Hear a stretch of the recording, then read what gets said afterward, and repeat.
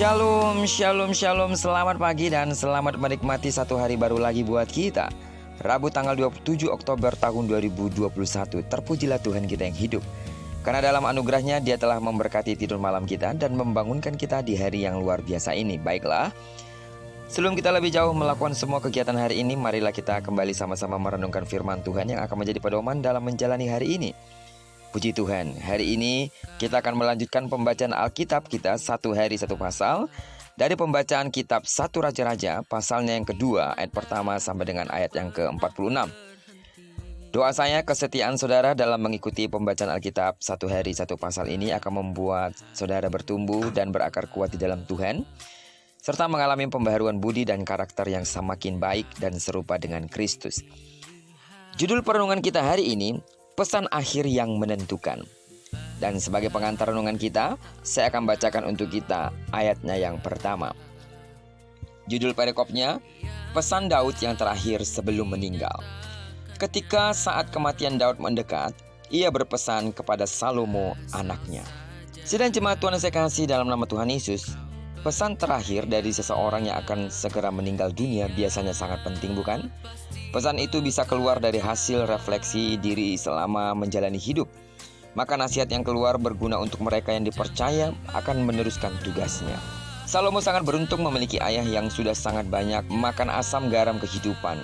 Pesan terakhir Daud untuk Salomo merupakan pesan yang sangat berharga, agar janji Allah kepada Daud dan keturunannya tetap dapat dinikmati Salomo demi pengabdiannya kepada umat yang Tuhan percayakan kepadanya. Bagian pertama pesan Daud mengingatkan kita bahwa pesan Tuhan kepada Yosua ketika ia mengambil alih kepemimpinan Musa. Dengan demikian jelas sekali Daud memahami tugas seorang raja, yaitu menggembalakan umat dengan berpedoman pada Taurat Tuhan. Pesan berikutnya menyangkut penegakan keadilan dan ketertiban di antara para pejabat negara. Maka orang seperti Yoab yang pernah menyalahgunakan jabatannya untuk melampiaskan dendam pribadinya harus mendapatkan hukuman yang setimpal. Demikian juga Shimei yang dahulu mengutuki Daud patut juga mendapatkan hukuman. Sebaliknya, orang-orang yang berjasa buat raja, buat negara, dan buat rakyat harus mendapatkan penghargaan yang selaras pula. Memang, tindakan Salomo menghukum Yoab dan Shimei di perikop berikut bisa ditafsirkan seolah membalaskan dendam ayahnya, atau ketika ia akhirnya menghukum mati Adonia sebagai pembalasan dendam pribadi. Itu semua memang berpulang pada karakter yang dimiliki Salomo. Kebalikan dari Adonia yang ambisius, Salomo mewarisi karakter kelemah lembutan dan belas kasihan dari ayahnya Daud. Sidang jemaat Tuhan yang saya kasih dalam nama Tuhan Yesus, dari apa yang kita baca hari ini, ada 3 pesan yang luar biasa yang kita bisa aplikasikan dalam hidup kita. Yang pertama, marilah kita melakukan tugas kita dengan penuh tanggung jawab di hadapan Tuhan. Dan yang kedua, bersikaplah adil dan tegakkan kebenaran ilahi yang memberkati keluarga kita, dan kepada siapapun orang yang telah berjasa kepada kita, jangan pernah lupakan.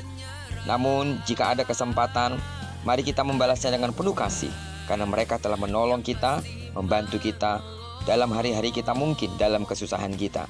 Jangan pernah lupakan kebaikan orang yang ada di sekitar kita. Dan yang ketiga, jadilah arif dan lemah lembut serta penuh belas kasihan kepada siapapun. Mungkinkah orang yang ada di sekitar kita pernah melakukan hal yang bersalah kepada kita?